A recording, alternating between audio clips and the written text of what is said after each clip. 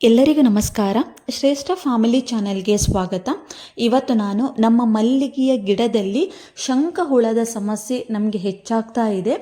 ಇದನ್ನು ನಾಶಪಡಿಸಲು ಯಾವ ರೀತಿಯ ಔಷಧಿಯನ್ನು ಸಿಂಪಡಿಸಬೇಕೋ, ಯಾವುದೇ ಕೆಮಿಕಲನ್ನು ಬಳಸದೆ ನಮ್ಮ ಮನೆಯಲ್ಲೇ ಅಡುಗೆ ಮನೆಯಲ್ಲಿ ಇರುವಂತಹ ವಸ್ತುಗಳನ್ನು ಬಳಸಿಕೊಂಡು ನಮ್ಮ ಮಲ್ಲಿಗೆ ಗಿಡದಲ್ಲಿರುವ ಶಂಖಗಳನ್ನು ಯಾವ ರೀತಿ ನಾಶ ಮಾಡಬಹುದು ಅಂತ ಹೇಳಿ ಡೀಟೇಲ್ಸ್ ಆಗಿ ವಿಡಿಯೋದಲ್ಲಿ ನಾನು ನಿಮಗೆ ತಿಳಿಸ್ತಾ ಹೋಗ್ತೇನೆ. ನನಗೆ ಇದು ಕಮೆಂಟಲ್ಲಿ ಬಂದಂತಹ ಕ್ವಶನ್ ಸಂಗೀತ ಅನ್ನುವರದು. ಮೇಡಮ್, ನಮ್ಮ ಮಲ್ಲಿಗೆ ಗಿಡದಲ್ಲಿ ತುಂಬಾ ಶಂಖಹುಳ ಇದೆ, ನಮಗೆ ಏನಾದರೂ ಒಂದು ಪರಿಹಾರ ತಿಳಿಸಿ ಅಂತ ಹೇಳಿದರು. ಇದು ನನ್ನ ಗಿಡದಲ್ಲೂ ಇತ್ತು. ನಾನು ಯಾವ ರೀತಿಯಾಗಿ ಅದನ್ನು ನನ್ನ ಗಿಡಗಳಿಂದ ನಾಶ ಮಾಡಿದೆ ಅಂತ ಹೇಳಿ ಈ ವಿಡಿಯೋದಲ್ಲಿ ತಿಳಿಸ್ತೇನೆ. ಸ್ನೇಹಿತರೆ, ಇದು ಒಂದು ತುಂಬ ಡೇಂಜರಸ್ ಅಂತ ಹೇಳಿದರೆ ತುಂಬ ಡೇಂಜರಸ್. ಇದು ನಮ್ಮ ಗಿಡದಲ್ಲಿ ಇರಲೇಬಾರ್ದು. ಮಲ್ಲಿಗೆ ಗಿಡ ಅಂತಲ್ಲ, ಯಾವುದೇ ಗಿಡದಲ್ಲೂ ಇದು ಇರಬಾರ್ದು. ಗಿಡಗಳನ್ನು, ಎಲೆಗಳನ್ನು, ಎಲ್ಲ ಭಾಗಗಳನ್ನು ಇದಕ್ಕೆ ನಾಶ ಮಾಡುವಂತಹ ಶಕ್ತಿ ಇರುತ್ತದೆ. ಹಾಗೆಯೇ ನಮ್ಮ ಮಲ್ಲಿಗೆ ಗಿಡದ ಇಳುವರಿ ಕೂಡ ಕಡಿಮೆ ಆಗ್ತದೆ. ಒಂದು ವೇಳೆ ನಮ್ಮ ಗಿಡದ ಬುಡದಲ್ಲಾಗಿರ್ಬೋದು, ಎಲೆಗಳಲ್ಲಾಗಿರ್ಬೋದು, ಅಥವಾ ಪಾಟನ ಹೊರಗಡೆ ಇದ್ದರೂ ಕೂಡ ನಮ್ಮ ಗಿಡಗಳಿಗೆ ಯಾವತ್ತಿದ್ರೂ ಸಮಸ್ಯೆನೇ. ಹಾಗಾಗಿ ನಮ್ಮ ಗಿಡದ ಸುತ್ತಮುತ್ತ ಕೂಡ ಇದನ್ನು ಇರಲಿಕ್ಕೆ ನಾವು ಬಿಡಬಾರ್ದು. ಇದನ್ನು ಸ್ಲಗ್, ಶಂಖಹುಳ ಅಂತ ಹೇಳಿ ಕೂಡ ಇದನ್ನು ಕರೀತಾರೆ. ಕೆಲವರು ಬೇರೆ ಬೇರೆ ರೀತಿಯಲ್ಲಿ ಹೆಸರಲ್ಲಿ ಕರೀತಾರೆ. ಬಟ್ ನಾವು ಇದನ್ನು ಶಂಖಹುಳ ಅಂತಲೇ ಕರಿತೇವೆ.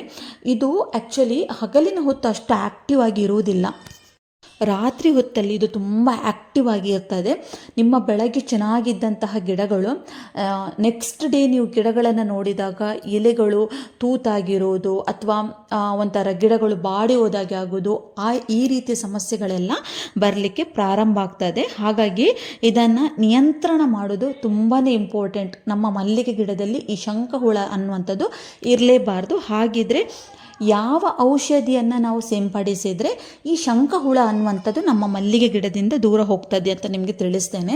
ಸ್ನೇಹಿತರೆ, ನಾನು ಹೇಳುವಂತಹ ಔಷಧಿಯನ್ನು ನೀವು ಗಮನವಿಟ್ಟು ಕೇಳಬೇಕು. ಯಾಕಂತ ಹೇಳಿದರೆ ಕೆಮಿಕಲ್ ಒಂದು ರೀತಿಯ ಡೇಂಜರ್ ಆದರೆ ಇದು ಕೂಡ ಒಂದು ರೀತಿಯ ಡೇಂಜರ್ ಆದಂಥದ್ದೇ ನಾನು ಇವತ್ತು ಮೆಡಿಸಿನ್ ಹೇಳೋದು. ಬಟ್ ಕೆಮಿಕಲ್ ಅಲ್ಲ, ಇದನ್ನು ಗಿಡಗಳಿಗೆ ತಾಗದ ಹಾಗೆ ನೀವು ಹಾಕಬೇಕಾಗ್ತದೆ. ಫಸ್ಟಾಗಿ ಸ್ನೇಹಿತರೆ, ಈ ಶಂಖಹುಳವನ್ನು ನಾಶ ಮಾಡಬೇಕಾದ್ರೆ ನಮ್ಮ ಪಾಟಿನ ಹೊರಭಾಗ ಇದ್ದರೆ ಪರವಾಗಿಲ್ಲ, ನಾನು ಹೇಳಿದಂತಹ ಮೆಡಿಸಿನನ್ನು ಹಾಕಬಹುದು. ಒಂದು ವೇಳೆ ಗಿಡದ ಒಳಗೆ ಇದ್ದರೆ ನೀವು ಅದನ್ನು ಕೈಯಿಂದ ಮುಟ್ಟಬಾರ್ದು. ಯಾಕಂತ ಹೇಳಿದರೆ ಆ ಶಂಖಹುಳದ ತುದಿಯಲ್ಲಿ 1-2 ಜಡೆಯಾಗಿ ಇರ್ತದೆ. ಅದು ತುಂಬ ವಿಷಕಾರಿ ಸ್ನೇಹಿತರೆ. ಹಾಗಾಗಿ ಕೈಯಲ್ಲಿ ಯಾವುದೇ ಕಾರಣಕ್ಕೂ ನೀವು ಮುಟ್ಟಬಾರ್ದು. ಹಾಗೆಯೇ ಕೈಗೆ ಗ್ಲೌಸ್ ಹಾಕಿ ತೆಗಿಬೇಕು, ಅಥವಾ ಒಂದು ಕೋಲಿನ ಸಹಾಯದಿಂದ ಅದನ್ನು ನಿಮ್ಮ ಗಿಡದಿಂದ ಹೊರಗೆ ತೆಗಿಬೇಕು. ಅಂದರೆ ಗಿಡದ ಬುಡದಿಂದ ತೆಗೆದು ಸ್ವಲ್ಪ ಗಿಡ ಇಲ್ಲದ ಜಾಗದಕ್ಕೆ ಅದನ್ನು ಹಾಕಬೇಕು. ಹಾಕಿದ ನಂತರ ಅದು ಏನಾಗ್ತದೆ, ಬಿಸಿಲಿಗೆ ಇಟ್ಟರು ಅದು ಸಾಯುವುದಿಲ್ಲ ಸ್ನೇಹಿತರೆ. ಆಗ ಅದರ ಮೇಲೆ ನೀವು ಒಂದು ಕೋಲಿನ ಸಹಾಯದಿಂದ ತೆಗೆದು ಅದರ ಮೇಲೆ ಒಂದು ಅರ್ಧ ಚಮಚ ಪುಡಿ ಉಪ್ಪು, ಕಲ್ಲುಪ್ಪು ಹಾಕಬಾರ್ದು, ಪುಡಿ ಉಪ್ಪನ್ನು ಅದರ ತುದಿ ಭಾಗ ಉಂಟು ನೋಡಿ, ನಾನು ಆಗ ಹೇಳಿದೆ ನೋಡಿ, ಅದರ ತುದಿ ಭಾಗದಲ್ಲಿ 2 ಕೊಂಬೆಗಳಾಗಿ ಇರ್ತದೆ ಅಂತ, ಅದರ ತುದಿ ಭಾಗದಲ್ಲಿ ಒಂದು ಅರ್ಧ ಸ್ಪೂನು ಪುಡಿ ಉಪ್ಪನ್ನು ಹಾಕಬೇಕು. ಆಗ ಏನಾಗ್ತದೆ ಅಂತ ಹೇಳಿದರೆ ಅದರಲ್ಲಿದ್ದಂತಹ ಹೊಟ್ಟೆ ಒಳಗಿದ್ದಂತಹ ನೀರಿನ ಅಂಶ ಎಲ್ಲ ಒಡೆದು ಹೋಗಿ ಆನ್ ಸ್ಪಾಟ್ ಅದು ನಾಶನಾಗಿ ಹೋಗ್ತದೆ, ಸತ್ತೇ ಹೋಗ್ತದೆ ಸ್ನೇಹಿತರು. 1 ಸೆಕೆಂಡು ಕೂಡ ಉಳಿಯುವುದಿಲ್ಲ.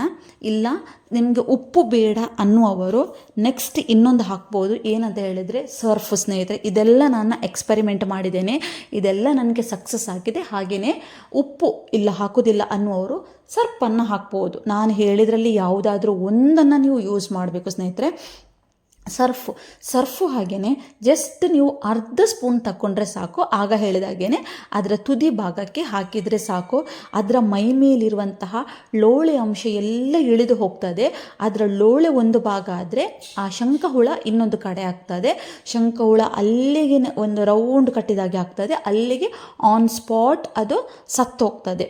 ಅದು ನಿಮಗೆ ಆಗ್ತಾ ಇಲ್ಲ ಅಂದಾಗ ಮನೆಯಲ್ಲಿ ಕಾಫಿ ಪೌಡ್ರ್ ಇರ್ತದೆ ನೋಡಿ, ಕಾಫಿ ಪೌಡರ್ ಅರ್ಧ ಸ್ಪೂನ್ ಕಾಫಿ ಪೌಡ್ರನ್ನು ಅದರ ಮೇಲೆ ಹಾಕಿದಾಗ ಆವಾಗಲೂ ಅದು ನಾಶ ಆಗ್ತದೆ. ಇಲ್ಲಾಂದರೆ ಇನ್ನೊಂದುಂಟು ಅರಶಿನ ಪುಡಿ, ಸ್ಟ್ರಾಂಗ್ ಆಗಿರುವಂಥದ್ದು, ಲೋಕಲ್ ಅಲ್ಲ, ಸ್ಟ್ರಾಂಗ್ ಆಗಿರುವಂಥ ಅರಶಿನ ಪುಡಿ ಇರ್ತದೆ ನೋಡಿ, ಅದನ್ನು ಜಸ್ಟ್ ಒಂದು ಅರ್ಧ ಸ್ಪೂನ್ ಅದರ ಮೇಲೆ ಹಾಕಿದರೆ, ನಾನಾಗ ಹೇಳಿದಾಗೇ ಅದರ ಹೊಟ್ಟೆ ಭಾಗ ನೀರೆಲ್ಲ ಹೊರಗೆ ಬಂದು ಲೋಳೆ ಎಲ್ಲ ಬೇರೆ ಕಡೆಯಾಗಿ ಅವುಗಳು ನಾಶ ಆಗುತ್ತೆ. ಹಾಗಾಗಿ ಇಷ್ಟೆಲ್ಲ ನಾನು ಮೆಡಿಸಿನನ್ನು ಹೇಳಿದೆ ಸ್ನೇಹಿತರೆ. ಇದು ಕೆಮಿಕಲ್ ರಹಿತವಾದಂತಹ ಒಂದು ನಾನು ಹೇಳಿದಂತಹ ಮೆಡಿಸಿನ್. ಇದರಲ್ಲಿ ಖಂಡಿತವಾಗಿಯೂ ಶಂಖಹುಳ ನಾಶ ಆಗ್ತದೆ. ನೀವು ಕೇಳಬಹುದು ಕಾಫಿ ಪೌಡರು ಅಥವಾ ಅರಶಿನ, ಸರ್ಫು, ಉಪ್ಪು ಎಲ್ರಿಗೂ ಗೊತ್ತು, ಗಿಡಗಳಿಗೆ ಹಾಕಿದರೆ ನೆಕ್ಸ್ಟ್ ಡೇ ನೋಡಿದರೆ ನಿಮಗೆ ಗಿಡಗಳು ಇರಲಿಕ್ಕಿಲ್ಲ, ಗಿಡಗಳೇ ನಾಶ ಆಗ್ಬೋದು ಸ್ನೇಹಿತರೆ. ಬಟ್ ಇವುಗಳನ್ನೆಲ್ಲ ಗಿಡದ ಬುಡಕ್ಕೆ ದೂರದಲ್ಲಿ ಹಾಕ್ಬೋದಂತ ಸ್ನೇಹಿತರೆ. ತಪ್ಪಿ ಕೂಡ ಈ ಒಂದು ತಪ್ಪನ್ನು ಮಾಡಬೇಡಿ. ಗಿಡದಲ್ಲಿ ಉಂಟು ಅಂತ ಹೇಳಿ ಗಿಡದ ಬುಡಕ್ಕೆ ಒಂದು ಹಾಕಬೇಡಿ, ಅಥವಾ ಗ್ರೋ ಬ್ಯಾಗ್ನ ಮೇಲೆ ಇರ್ಬೋದು, ಅಂದರೆ ಹೊರಗಡೆ ಗ್ರೋ ಬ್ಯಾಗ್ನ ಆ ಥರ ಎಲ್ಲ ಇದ್ದರೆ ಹಾಕಬೇಡಿ. ಏನೇ ಇದ್ರೂ ನೀವು ನೆಲಕ್ಕೆ ಹಾಕಬೇಕು, ಅಥವಾ ಗ್ರೋ ಬ್ಯಾಗ್ನ ಕೆಳಭಾಗ ಇದೆ, ಪಾಟಿನ ಕೆಳಭಾಗ ಇದೆ, ಗಿಡಗಳಲ್ಲಿ ಬೇರುಗಳೆಲ್ಲ ಏನು ಹೊರಗೆ ಬರಲಿಲ್ಲ ಅನ್ನೋ ಹಾಗಿದ್ರೆ ಮಾತ್ರ ನಾನು ಹೇಳಿದಂತಹ ಔಷಧಿಗಳನ್ನು ಹಾಕ್ಬೋದು ಸ್ನೇಹಿತರೆ. ಅಂದರೆ ಅದನ್ನು ಒಂದು ರೀತಿಯಲ್ಲಿ ಔಷಧಿ ಅಂತಲೇ ಕರಿಬಹುದು. ಯಾಕಂತ ಹೇಳಿದರೆ ಒಂದು ಸರ್ಫ್ ಆಗಿರ್ಬೋದು, ಅದು ನಾವು ಬಟ್ಟೆ ಒಗೆಯುವಂಥದ್ದು, ಬಟ್ ನಮಗೆ ಇಲ್ಲಿ ಮೆಡಿಸಿನ್ ಆಗಿ ಅದು ಯೂಸ್ ಆಗ್ತದೆ. ಅರಶಿನೂ ಆಗಿರ್ಬೋದು, ಮತ್ತು ಇದು ಯಾವುದು ಉಪ್ಪು ಮತ್ತು ಕಾಫಿ ಪೌಡ್ರು, ಇದೆಲ್ಲ ನಮಗೆ ತುಂಬಾ ವರ್ಕ್ ಆಗ್ತದೆ ಸ್ನೇಹಿತರೆ. ಹಾಗಾಗಿ ಇದನ್ನು ನಾವು ಯೂಸ್ ಮಾಡಿದರೆ ಖಂಡಿತ ನಮಗೆ ಅವುಗಳನ್ನು ನಾಶ ಮಾಡಿ, ಅವುಗಳ ಒಂದು ಏನು ಹೇಳ್ತಾರೆ ಅವುಗಳು ಒಮ್ಮೆ ಮರಿ ಇಡುವಾಗ ಸ್ನೇಹಿತರೆ ಸರಿಸುಮಾರು ಒಂದು 150ರಿಂದ 200 ಮರಿಗಳನ್ನು ಇಡ್ತದೆ ಅಂತ ಹೇಳ್ತಾರೆ. ಬಟ್ ನನಗೆ ಅದರದ್ದು ಕ್ಲಿಯರಾಗಿ ಗೊತ್ತಿಲ್ಲ, ಬಟ್ ಹಾಗೆ ಹೇಳ್ತಾರೆ. ಇರಲಿಕ್ಕೂ ಸಾಕು ಸ್ನೇಹಿತರೆ. ಯಾಕಂತ ಹೇಳಿದರೆ ಅದು ಒಮ್ಮೆ ನಿಮ್ಮ ಕಣ್ಣಿಗೆ ಕಂಡ್ರೆ ರಾಶಿಯಾಗಿ ಕಾಣಲಿಕ್ಕೆ ಸ್ಟಾರ್ಟ್ ಆಗುತ್ತೆ. ಬಟ್ ಅದು ಒಂದು ವಾರದಲ್ಲಿ ಅದು ಮೊಟ್ಟೆ ಇಡಲಿಕ್ಕೆ ಪ್ರಾರಂಭ ಆಗ್ತದೆ. ಹಾಗಾಗಿ ದೊಡ್ಡ ಹುಳಗಳು ಇದ್ದಾಗ ಅವುಗಳ ಸಂತಾನ ಜಾಸ್ತಿ ಉತ್ಪತ್ತಿ ಆಗ್ತಾ ಹೋಗ್ತದೆ. ಹಾಗಾಗಿ ನಾವು ಎಲ್ಲಿ ನಮ್ಮ ಕಣ್ಣಿಗೆ ಕಾಣ್ತದೆ ನೋಡಿ, ಅಲ್ಲಿಗೆ ನಾನು ಹೇಳಿದ ಯಾವುದೆಲ್ಲ ಹೇಳಿದೆ ನೋಡಿ, ಅದರಲ್ಲಿ ಯಾವುದಾದ್ರೂ ಒಂದನ್ನು ಚಾಯ್ಸ್ ಮಾಡಿ. ನಿಮಗೆ ಬೆಸ್ಟ್ ಅಂತ ಹೇಳಿದರೆ ಸ್ನೇಹಿತರೆ ಪುಡಿಯುಪ್ಪು ಬೆಸ್ಟ್. ಪುಡಿಯುಪ್ಪು ಮತ್ತು ಸರ್ಫು ಆನ್ ಸ್ಪಾಟಲ್ಲಿ ಹೋಗ್ತದೆ ಸ್ನೇಹಿತರೆ. ಕಾಫಿ ಪೌಡ್ರಲ್ಲೂ ಅಷ್ಟೇ. ಅಂದರೆ ಕೆಲವೊಂದು ಕಾಫಿ ಪೌಡ್ರ್ ಲೋಕಲ್ ಇರ್ತದೆ ಅಲ್ಲ, ಹಾಗಾಗಿ ಅವುಗಳು ಅಷ್ಟು ವರ್ಕ್ ಆಗದೇ ಇರಲಿಕ್ಕೂ ಸಾಕು. ಬಟ್ ನೀವು ಬ್ರ್ಯಾಂಡೆಡ್ ಇರುವಂಥ ಕಾಫಿ ಪೌಡ್ರ್ ತಗೊಳ್ಬೇಕು. ಹಾಗೆಯೇ ಇದು ಅರಶಿನ ಪೌಡ್ರು ಅಷ್ಟೇ ಸ್ನೇಹಿತರೆ, ಅದರಲ್ಲೂ ಹೋಗ್ತದೆ. ಬಟ್ 100% ಯಾವುದಾದ್ರೂ ಒಂದನ್ನು ಯೂಸ್ ಮಾಡಿದರೆ ಸಾಕು. ಆದರೆ ಇವುಗಳು ಗಿಡದಲ್ಲಿ ಇದ್ದಷ್ಟು ನಮ್ಮ ಗಿಡಗಳಿಗೆ ತುಂಬ ಡೇಂಜರಸ್. ಹಾಗೆಯೇ ನಮ್ಮ ಕೈಗಳಲ್ಲೂ ಮುಟ್ಟಿದರೆ ನಮ್ಮ ಕೈಗಳಿಗೆ ಡೇಂಜರಸ್. ಯಾಕಂದರೆ ಇದು ಅಷ್ಟು ವಿಷಕಾರಿ ಅದರಲ್ಲಿ ತುಂಬಿದೆ. ಮತ್ತು ಇನ್ನೊಂದು ಏನು ಗೊತ್ತಾ, ನೀವು ಅಂದ್ಕೊಳ್ಬೋದು ಮೇಡಮ್ ಅದಕ್ಕೆ ಅಷ್ಟೆಲ್ಲ ನಮಗೆ ಕೂಲಿಂದ ತೆಗಿಲಿಕ್ಕೆ ಕಷ್ಟ ಆಗ್ತದೆ, ಅದಕ್ಕೆ ನಮಗೆ ಫರ್ಟಿಲೈಸರ್ ಶಾಪಲ್ಲಿ ಒಂದು ಮೆಡಿಸಿನ್ ಹೇಳಿ ಅಂತ ಹೇಳ್ಬೋದು. ಯಾಕಂತ ಹೇಳಿದರೆ ಕ್ಯಾಶುವಲ್ ಕೆಲವರಿಗೆ ಇದೆಲ್ಲ ಮಾಡಲಿಕ್ಕೆ ಕಷ್ಟ ಆಗುತ್ತೆ. ಗಿಡಗಳಿಂದ ತೆಗಿಬೇಕು, ಅವುಗಳಿಗೆ ಔಷಧಿಯನ್ನು ಹಾಕಬೇಕು, ಅದೆಲ್ಲ ಕಷ್ಟ. ಜಸ್ಟ್ ಗಿಡದ ಬುಡಕ್ಕೆ ಹಾಕುವಂತಹ ಮೆಡಿಸಿನ್ ಇದ್ದರೆ ಹೇಳಿ ಮೇಡಮ್ ಅಂತ ಹೇಳಬಹುದು, ಅಥವಾ ನಿಮ್ಮ ಮನಸ್ಸಲ್ಲಿ ಒಂದು ಬರಬಹುದು. ನಾನು ಅಂತಹ ಔಷಧಿಗಳನ್ನು ಪ್ರಿಫೇರ್ ಮಾಡೋದಿಲ್ಲ. ಯಾಕಂತ ಹೇಳಿದರೆ ಆ ಹುಳನೇ ಅಷ್ಟು ಕೆಮಿಕಲ್, ಅಷ್ಟು ಅದರಲ್ಲಿ ವಿಷಕಾರಿ ಅಂಶ ಇರುವಾಗ ಇನ್ನು ಅದಕ್ಕೆ ನಾವು ಎಂತಹ ಸ್ಪ್ರೇಗಳನ್ನು ಮಾಡಬೇಕು ನೀವೇ ಅಂದ್ಕೊಳ್ಳಿ. ಅಷ್ಟು ವಿಷಕಾರಿ ಒಂದು ಹುಳ ಸಾಯಬೇಕಾದ್ರೆ ನಾರ್ಮಲ್ ಇರುವಂತಹ ಮೆಡಿಸಿನಲ್ಲಿ ಸಾಯುವುದಿಲ್ಲ ಸ್ನೇಹಿತರೆ. ಹಾಗಾಗಿ ಅಷ್ಟೇ ನಾವು ಡೇಂಜರಸ್ ಇರುವಂತಹ ಔಷಧಿಗಳನ್ನು ತಂದು ಅದರ ಮೈ ಮೇಲೆ ಹಾಕಿದರೆ ಖಂಡಿತವಾಗಿ ನಾಶ ಆಗುತ್ತೆ. ನಾಶ ಆಗುವಂತಹ ಸ್ಪ್ರೇಗಳು ಇದೆ. ಬಟ್ ನಾವೇನು ಮಾಡಬೇಕು ಅಂತ ಹೇಳಿದರೆ ಆದಷ್ಟು ಕೆಮಿಕಲನ್ನು ಗಿಡಗಳಿಗೆ ಹಾಕಬಾರ್ದು. ಕೆಮಿಕಲನ್ನು ಅವಾಯ್ಡ್ ಮಾಡಿದಷ್ಟು ನಮ್ಮ ಗಿಡದಲ್ಲಿ ನ್ಯಾಚುರಲಾಗಿ ಬೇಗ ಗ್ರೋತ್ ಆಗಿ ಬೇಗ ಇಳುವರಿ ಬರಲಿಕ್ಕೆ ಪ್ರಾರಂಭ ಆಗ್ತದೆ. ಹಾಗಾಗಿ ನಾನು ಹೇಳೋದು ನಿಮಗೆ ಕೆಮಿಕಲನ್ನು ಸ್ಪ್ರೇ ಮಾಡಬೇಡಿ. ಫರ್ಟಿಲೈಸರ್ ಶಾಪಲ್ಲಿ ಹೋಗಿ ಕೇಳಿದರೆ ಖಂಡಿತ ಕೊಡ್ತಾರೆ ಸ್ನೇಹಿತರೆ. ನಾವು ಹಾಕುವಂತಹ ಒಂದು ಕ್ವಾಂಟಿಟಿ ಹೆಚ್ಚು ಕಡಿಮೆ ಆದಾಗ ಗಿಡಗಳು ಸಾಯುವಂಥ ಚಾನ್ಸಸ್ ತುಂಬಾ ಇರುತ್ತೆ. ಯಾಕಂತ ಹೇಳಿದರೆ ಅದು ತುಂಬ ಡೇಂಜರಸ್ ಮೆಡಿಸಿನನ್ನು ಕೊಡ್ತಾರೆ. ಫಸ್ಟ್ ಟೈಮ್ ನಾನು ಫರ್ಟಿಲೈಸರ್ ಶಾಪಲ್ಲಿ ಕೇಳಿದ್ದೆ. ಅವರಾಗ ನನಗೆ ಹೇಳಿದರು ಮಲ್ಲಿಗೆ ಗಿಡಗಳಿಗೆ ಬೇಡ ಮೇಡಮು, ಕೆಲವೊಮ್ಮೆ ಗಿಡಗಳೇ ನಾಶ ಆಗುವಂಥ ಚಾನ್ಸಸ್ ಇರ್ತದೆ, ಹಾಗಾಗಿ ನೀವು ಇವುಗಳನ್ನು ಹಾಕಿ ಅಂತ ಹೇಳಿ ನನಗೆ ಫರ್ಟಿಲೈಸರ್ ಶಾಪ್ನವರೇ ಹೇಳಿದರು. ಇದರ ಬಗ್ಗೆ ನನಗೆ ಮಾಹಿತಿಯನ್ನು ನೀಡಿದರು. ಫಸ್ಟ್ ಟೈಮ್ ನಾನು ಮಲ್ಲಿಗೆ ಕೃಷಿ ಮಾಡುವಾಗ ಇಂತಹ ಸಮಸ್ಯೆಗಳನ್ನು ನಾನು ಎದುರಿಸಿದೆ. ಹಾಗಾಗಿ ನಾನು ಅದನ್ನು ಫಾಲೋಅಪ್ ಮಾಡಿದೆ ಆಯಿತಾ. ಹಾಗಾಗಿ ನನ್ನ ಗಿಡದಲ್ಲಿ ಶಂಖಹುಳದ ಸಮಸ್ಯೆ ಈಗ ಇಲ್ಲವೇ ಇಲ್ಲ ಸ್ನೇಹಿತರೆ. ಸರಿಸುಮಾರು ಹೋದ ವರ್ಷ ಕೂಡ ಇರಲಿಲ್ಲ, ಈ ವರ್ಷ ಕೂಡ ಇಲ್ಲ.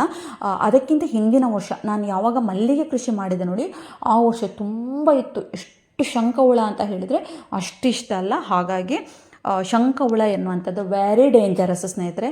ಹಾಗಾಗಿ ನಿಮ್ಮ ಗಿಡದಲ್ಲಿ ಕಂಡ ತಕ್ಷಣ ನಾನು ಆಗ ಏನು ಹೇಳಿದೆ, ಯಾವ ರೀತಿ ಗಿಡಗಳಿಂದ ತೆಗಿಬೇಕು, ಯಾವ ರೀತಿ ಅವುಗಳಿಗೆ ಒಂದು ಔಷಧಿಯನ್ನು ಹಾಕಿ ಅವುಗಳನ್ನು ನಾಶ ಮಾಡಬೇಕಂತ ಇನ್ ಡಿಟೇಲ್ ಆಗಿ ಹೇಳಿದೆ. ಅದೇ ರೀತಿಯಾಗಿ ಮಾಡಿ ಸ್ನೇಹಿತರೆ. ಏನೂ ಆಗೋದಿಲ್ಲ ಅಂತ ಯಾವುದೇ ಕಾರಣಕ್ಕೂ ನೀವು ನೆಗ್ಲೆಕ್ಟನ್ನು ಮಾಡಬೇಡಿ. ಇನ್ನೊಂದು ಸ್ನೇಹಿತರೆ, ಅದನ್ನು ನಿಮ್ಮ ಮನೆಯಲ್ಲಿ ಚಿಕ್ಕ ಮಕ್ಕಳೆಲ್ಲ ಇದ್ದರೆ, ಅಂದರೆ ಸಣ್ಣ ಪುಟ್ಟ ಮಕ್ಕಳೆಲ್ಲ ಇರ್ತಾರಲ್ಲ, ಅವರ ಕೈಯಲ್ಲಿ ಅದನ್ನು ಮುಟ್ಲಿಕ್ಕೊಂದು ಬಿಡಬೇಡಿ. ಕೆಲವರು ಹೇಳ್ತಾರೆ, ಬಟ್ ನನಗೆ ಸತ್ಯನ ಸುಳ್ಳ ಗೊತ್ತಿಲ್ಲ, ಬಟ್ ಅದರಲ್ಲಿರುವಂತಹ ವಿಷಕಾರಿ ಅಂಶ ಕೆಲವರ ಸ್ಕಿನ್ನಿಗೆ ಎಲರ್ಜಿ ಟೈಪ್ ಆಗಿ ಆ ಎಲರ್ಜಿ ದಿನ ಹೋಗ್ತಾ ಇದ್ದಾಗೇ ಜಾಸ್ತಿ ಆಗಲಿಕ್ಕೆ ಸ್ಟಾರ್ಟ್ ಆಗುತ್ತೆ. ಬಟ್ ಅದಕ್ಕೆ ಕೆಲವೊಂದು ಸಂದರ್ಭದಲ್ಲಿ ಮೆಡಿಸಿನ್ ಕೂಡ ಆಗುವುದಿಲ್ಲ ಅಂತ ಹೇಳ್ತಾರೆ. ಬಟ್ ಅದು ಸತ್ಯನ ಸುಳ್ಳ ಅಂತ ನನಗೆ ನಿಜವಾಗ್ಲೂ ಗೊತ್ತಿಲ್ಲ. ನನಗೆ ಫರ್ಟಿಲೈಸರ್ ಶಾಪ್ ಅವರು ಬೇಗನೆ ಮಾತಾಡುವಾಗ ಹೇಳಿದರು, ಬಟ್ ಅವರಿಗೆ ಗೊತ್ತಿರ್ಬೋದು. ಎಲ್ಲ ಸ್ಕಿನ್ ಟೈಪಿಗೆಲ್ಲ ಸ್ನೇಹಿತರೆ ಹೇಳಿದ್ದು ನಾನು, ಕೆಲವೊಂದು ಸ್ಕಿನ್ ಟೈಪಿಗೆ ಆಗೋದಿಲ್ಲ, ಅದರಲ್ಲಿ ಅಷ್ಟು ಡೇಂಜರಸ್ ವಿಷ ಅಂಶ ಇದೆ ಅಂತೆ. ಹಾಗಾಗಿ ನಾನು ಹೇಳೋದು ಸ್ನೇಹಿತರೆ, ನಿಮ್ಮ ಮನೆಯಲ್ಲಿ ಸಣ್ಣ ಪುಟ್ಟ ಮಕ್ಕಳಿದ್ರೆ ದಯವಿಟ್ಟು ಇದರಿಂದ ಸ್ವಲ್ಪ ದೂರ ಇರಿಸಿ ಅಂತ ಹೇಳಲಿಕ್ಕೆ ನಾನು ಇಷ್ಟಪಡ್ತೇನೆ. ಇಷ್ಟೇ. ಐ ಹೋಪ್ ಈ ವಿಡಿಯೋ ನಿಮಗೆ ಇಷ್ಟ ಆಗಿದೆ ಅಂತ ನಾನು ಭಾವಿಸ್ತೇನೆ. ನಮ್ಮ ಚಾನಲನ್ನು ಸಬ್ಸ್ಕ್ರೈಬ್ ಮಾಡಿ, ಲೈಕ್ ಮಾಡಿ, ಶೇರ್ ಮಾಡಿ. ಎಲ್ರಿಗೂ ಒಳ್ಳೆಯದಾಗಲಿ.